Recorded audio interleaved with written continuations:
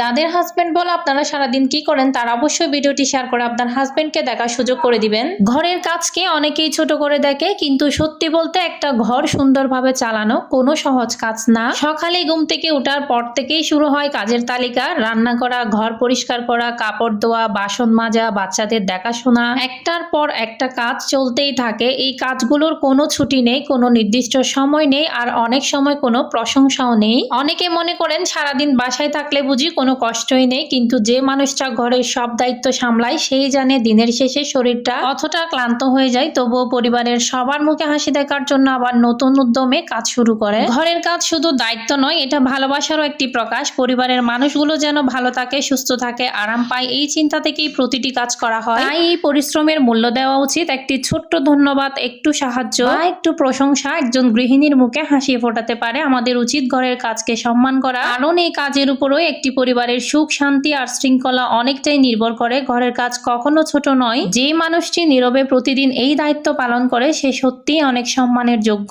তাই আজকের ভিডিও দেখছেন যারা, আপনাদের কাছে একটি ছোট অনুরোধ, বাসার কাজকে কখনো ছোট করে দেখবেন না। সুযোগ হলে পরিবারের মানুষদের একটু সাহায্য করুন, তাদের পরিশ্রমের প্রশংসা করুন। বিশ্বাস করুন, ভালোবাসা আর সম্মান ভাগ করে নিলে সংসার আরো সুন্দর হয়ে ওঠে। যাদের পরিবারের লোক ঘরের কাজকে ঘরের কাজই বলে মনে করে না, তারা অবশ্যই এই ভিডিওটি শেয়ার দিয়ে তাদেরকে একটু দেখিয়ে দিবেন আমি আজকে কত কাজ করতেছি, কত রকমের কাজ যে ভিডিওতে দেখাচ্ছি, এগুলো সবকিছুই দেখতে পারবে মেয়েরা কি কাজ করে বা কি কাজ করে না। সংসারের কাজের তো শেষ নেই, একটার পর একটা কাজ চলতেই থাকে। এদিকে চলে এসেছি কাঁঠাল বিচিগুলোকে একটু ব্লেন্ড করে নেওয়ার জন্য। গোটা কাঁঠাল বিচিগুলো আমি ব্লেন্ডার জগে দিয়ে দিয়েছি। ব্লেন্ডার জগে দেওয়ার পর হঠাৎ করেই যেন ব্লেন্ডার জগটা খুব বেশি জোরে হয়ে যাওয়ায় ব্লেন্ডার থেকে অনেকগুলো পড়ে গিয়েছে। তারপর এখানে পেঁয়াজ রসুন আমি ছিলে নিয়েছিলাম। এই যন্ত্রটা আমি ধোয়ার জন্য চলে এসেছি। এটা খুবই কাজের একটা জিনিস। এটা যারা কিনেছেন তারা অবশ্যই জানেন এটা কতটা কাজে। এটা দিয়ে খুব সুন্দর মতো সবকিছু ছিলে ফেলা যায়, একদম আলু, তারপর রসুন, তারপর আদা, সব ধরনের ছিলার জিনিসগুলো এটা দিয়ে খুব সুন্দর মতো ছেলা যায়। এটা আমার খুবই কাজের একটা জিনিস। এটা আমি সুন্দরভাবে ধুয়ে নিয়েছি। তারপর আমি রান্নার জন্য এখানে তরকারি নিচ্ছি।